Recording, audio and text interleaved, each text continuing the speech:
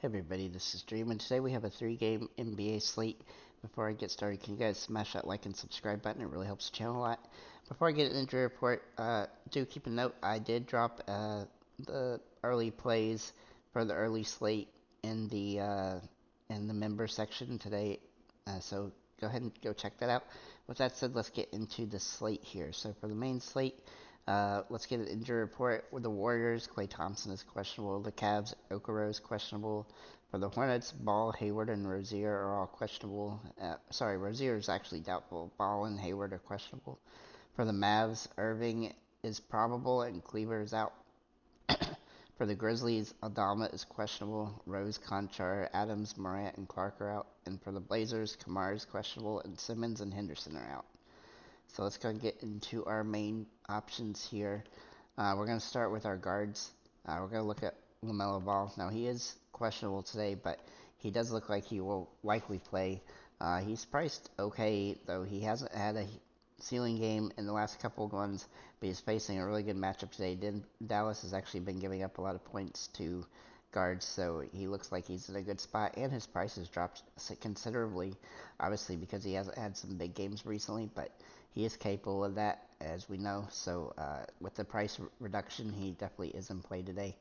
Steph Curry also in play for Golden State.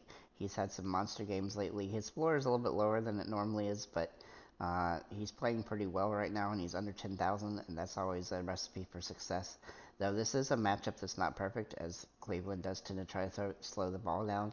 But he's having some monster games regardless of the opponent, so I like his upside in this one, and I look for him to hit a bunch of threes.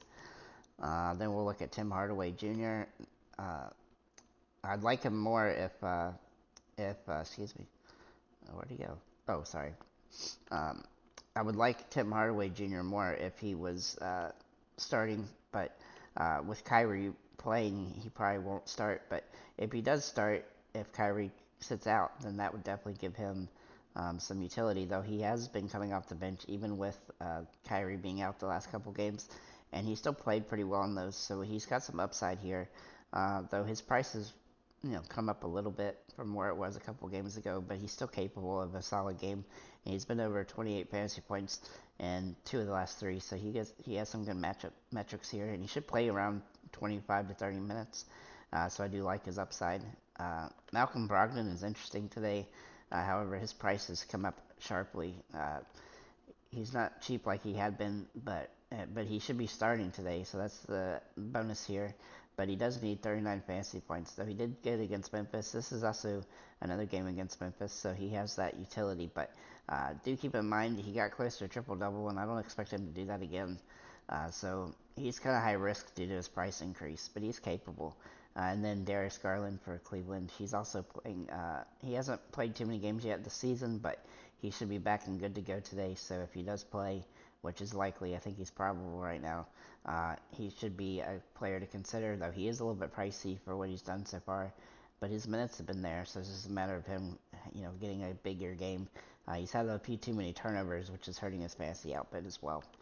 Then we're going to look at our forwards, and we'll start with Jaren Jackson Jr. for Memphis. Now, he has some nice upside in this matchup. He has some good potential. He hasn't been consistent so far, but his price is still pretty solid, so I think he's a viable option.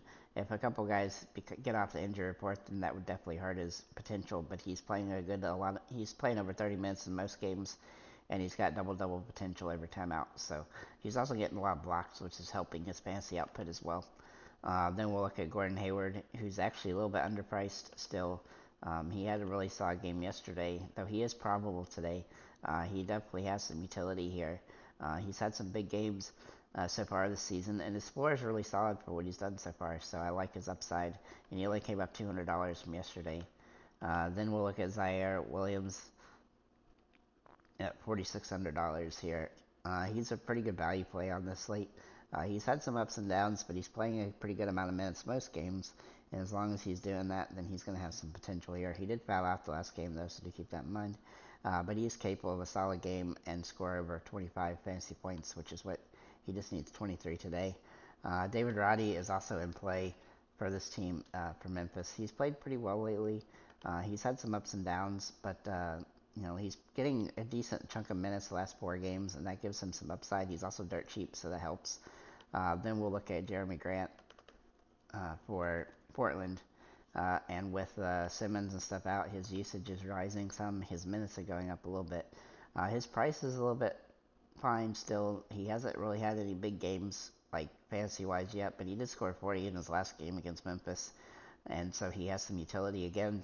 That said, this is high risk, high reward, as his floor is good, but his price is starting to slowly rise. So he needs about 33.5 points to 5x here, and he's only done that twice so far this season, but he is capable of a decent game here. Then we'll look at Grant Williams for Dallas. Now he's been up and down, very inconsistent, but he's played pretty well the last couple games. And he had a huge game against Chicago. I don't expect a 40 fantasy point game, but somewhere in the 25 to 35 range, I think is definitely doable on this particular slate. If Kyrie were to sit out, that would definitely boost his usage as well. But if Kyrie plays, he's still in play, but he's got a little bit less upside. As for our centers, we'll look at DeAndre Ayton first. Ayton has been pretty solid to start the season, despite the fact that he's started a little bit rough the first 2 out of 3 games. But the matchups have been pretty tough, but he's still managing to do well, and he's solid against Memphis the last game with the double-double. He's actually had 3 straight double-doubles in a row. If he continues to play like this, especially with Simmons out, his usage has risen some, so that gives him some upside in this matchup. His price is coming up, though, so do keep that in mind. Jarrett Allen is also in play for Cleveland. He's played his first game back yesterday. He scored 24 fantasy points. I look for him to potentially have a few more minutes in this one, as he did get into foul trouble yesterday. But I do think that his minutes will improve as we go. We'll have to wait and see. He might be probable today with the situation, especially with Okaru out, though he should get more upside here. And I think his minutes should improve. So if they can keep this game close, then he'll probably get a lot of minutes. But there's going to be a lot of rebound potential in this game, so that gives him some upside as well. Then we're going to look at PJ Washington. He can also play center. He's actually pretty fairly priced here. I think Charlotte is very priced well, as in being fantasy available. Now his ceiling is really good right now. He's playing really solid basketball. He's not having any monster games, but he's not having any bad ones either. And so he's scoring a good fantasy point production going here. That said, he is kind of requiring some scoring and some rebounds, but he does have historically a bad floor, but he hadn't shown it yet this season. Now this is definitely a matchup where he could, but I do like his potential on the slate, so he's kind of a safer play than he normally is. So with that said, guys, thank you for liking, commenting, and subscribing. If you have any comments or questions, feel free to leave them below, and have a nice day, guys.